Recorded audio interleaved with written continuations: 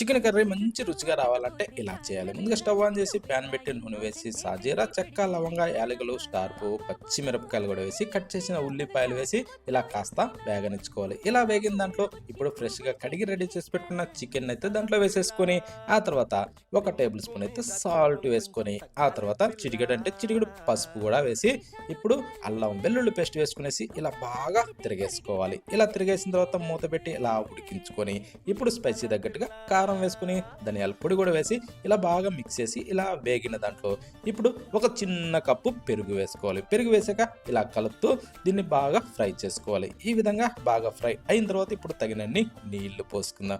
నీళ్లు పోసాక రుచికి సరిపడా సాల్ట్ వేసి ఇలా కలిపి మూత పెట్టి ఇలా ఉడికించుకొని, ఇప్పుడు కొద్దిగా గరం మసాలా వేసుకొని ఇలా కలిపి ఇప్పుడు ఇలా ఉడికిన తర్వాత కొత్తిమీర చల్లుకొని వేడివేడిగా సర్వ్ చేసుకొని బిర్యానీలోకి కానీ రైస్లోకి కానీ తింటే సూపర్.